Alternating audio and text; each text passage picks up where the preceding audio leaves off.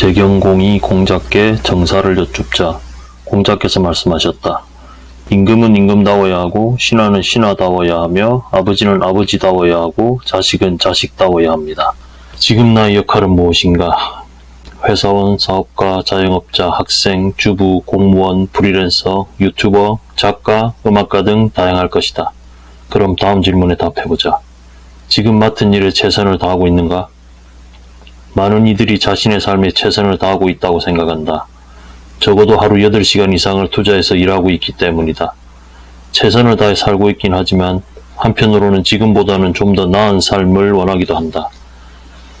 지금 하는 일이 불만족스럽거나 막연히 다른 일을 꿈꾸기도 한다. 다른 직업 혹은 다른 직장을 부러워하고 동경하는 사람들이 많다. 하지만 무조건 좋은 직업이나 직장이란 없다. 어떤 일이든 어떤 직장이든 각기 장단점을 갖고 있다. 전문직이나 공무원은 어떨까? 많은 이들이 의사나 변호사라는 직업을 동경해왔지만 힘든 것은 마찬가지다. 의사는 많은 환자들을 상대해야 하고 환자의 삶과 건강에 있어 중차대한 일을 하기에 정신적인 스트레스도 크다. 특히 외과나 응급외과 등 생사를 시급하게 다투는 곳에서는 늘 초긴장 상태로 지내야 한다. 환자의 목숨과 건강이 걸려있기에 작은 실수조차 용납되지 않을 만큼 책임감이 막중한 일이다. 몇 달씩 병원과 환자에만 매여 있다 보니 가족 얼굴조차 보기 힘들다는 이야기도 많이 들어보았을 것이다. 금융업계는 어떤가?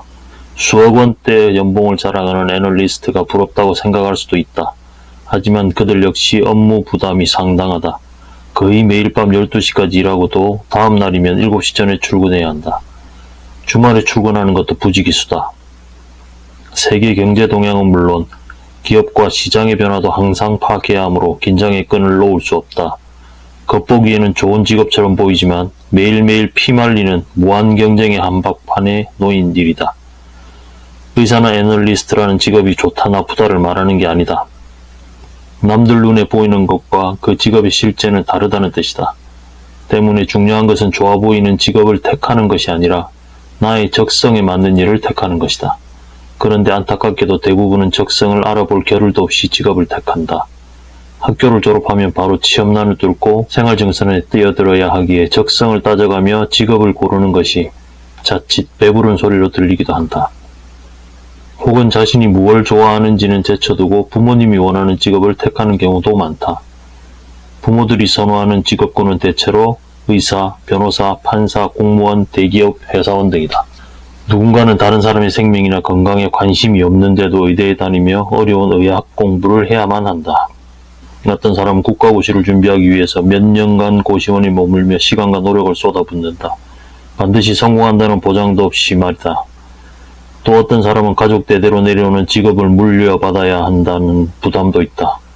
이처럼 남들이 보기 괜찮다고 인식되는 직업, 부모가 원하는 직업을 택하는 이들이 적지 않다.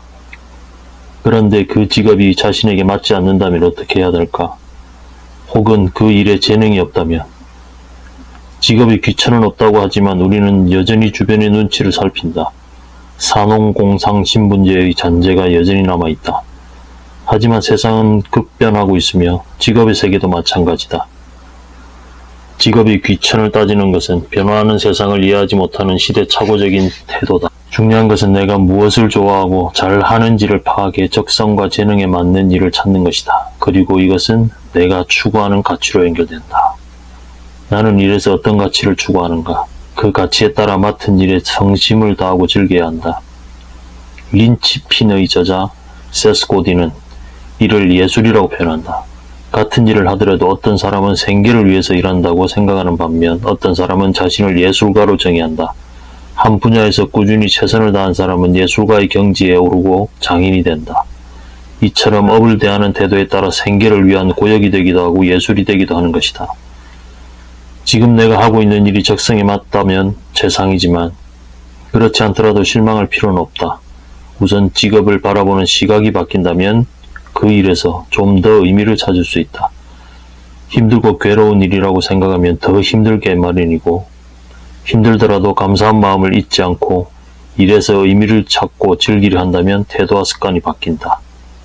자연스럽게 인생 역시 달라지게 된다. 30대 자영업자 이야기라는 유튜브 채널에는 다양한 분야의 자영업자들이 출연한다. 자영업자들은 코로나19로 여러모로 어려움을 겪으며 힘든 상황에 처해 있었다. 그럼에도 좌절하는 대신 그 상황을 타개하기 위해 노력하면서 보람을 느끼는 이들도 많았다. 내가 손님이라면 어떨지 한 번만 더 생각하면 좋을 것 같아요. 사소한 일 하나가 큰 차이를 만들어요. 그래서 늘 고민하죠. 무엇보다 사장이 힘들어야 손님들이 감동을 하거든요. 이 자영업을 하면서 성공한 이들에게서 공통점을 발견할 수 있었다. 고객을 우선으로 생각한다는 점이다. 그 다음이 제품 차별화다. 음식점을 하는 어떤 사장은 음료수를 서빙할 때 늘 얼음장과 함께 준다고 했다. 고객이 음료수를 시원하게 마시길 바라는 마음에서다. 또 어떤 사장은 다른 가게에서 못 구하는 제품을 만들어 팔거나 가격을 더 저렴하게 해서 경쟁력을 갖춘다. 당장에는 귀찮고 손해인 것 같지만 이러한 사소함이 나중에는 큰 차이를 만든다. 그 사소함이 정성과 진심이 담겨 있기 때문이다. 물론 나만의 사업을 한다는 것은 결코 낭만적인 일이 아니다. 겉으로 보이는 것과 달리 현실적으로 감내해야 할 것들이 많다. 매달 임대료와 인건비를 감당해야 하므로 장사가 안 되면 적자가 나기 일쑤다. 그래서 한순간도 사업에 대한 관심을 내려놓을 수 없다. 휴가도 따로 없다. 바로 매출과 연계되기 때문에 마음 놓고 쉴 수가 없는 것이다. 하지만 자신이 믿는 가치, 즉 고객 만족을 위해서 피와 땀을 흘리기를 주저하지 않는다. 임금은 임금다워야 하고 신하는 신하다워야 하며 아버지는 아버지다워야 하고 자식은 자식다워야 한다고 공자는 말한다. 각자 자신에게 맞는 역할이 있고 그것을 감당해야 한다는 뜻이다. 세상에 하찮은 일이란 없다.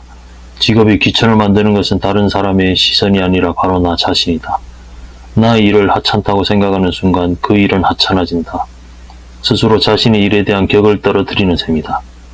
내가 나의 일을 귀히 여기고 소명의식을 갖는다면 그 일은 귀한 일이 된다.